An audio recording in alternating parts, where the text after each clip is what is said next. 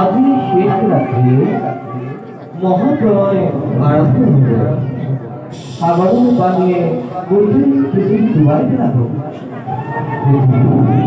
তোমাদের প্রাণে আমি তোমার জিরাইতে থাকিব। ভয়যুক্ত লক্ষ্যে সজন করি ওর সৃষ্টি নষ্ট কৰিব বিচাৰিছিল। কি ইতিমধ্যে চাৰিদিন ঘৰত আহিছে। মহাপ্ৰলয়ৰ সময়ত সি পানীত ডুব থাকিলে। তাৰ একে আকৃতিৰ প্ৰাণীয়েহে মাৰিব পাৰিব। সেয়েহে মই তাক তাৰ ৰূপ ধাৰণ কৰি নিধন কৰিম আৰু পুনৰ বৈষ্ণৱ ধাৰণ কৰি চাৰিবেদ কৰি এই মহাপ্ৰলয়ত আমি মোৰ জীয়াই থাকিম তেন্তে মন্থন ৰূপ ধাৰণ কৰি ভয়বন্ত বধ কৰি মৎস্য ধাৰণ কৰি চাৰিবেদ কৰি ধৰে।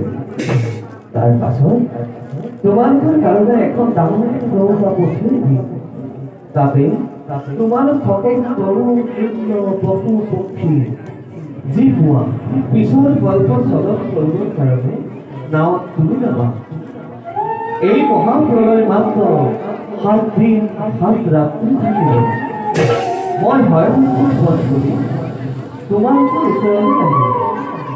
মোৰ মূৰৰ ওপৰত এটা শিং থাকিব আৰু তেতিয়াহে তোমালোকৰ নাও বাহুকে মোৰ শিঙৰ সৈতে বেৰাই দিব। 7 দিনৰ পাছত পৃথিৱী শান্ত হ'ব।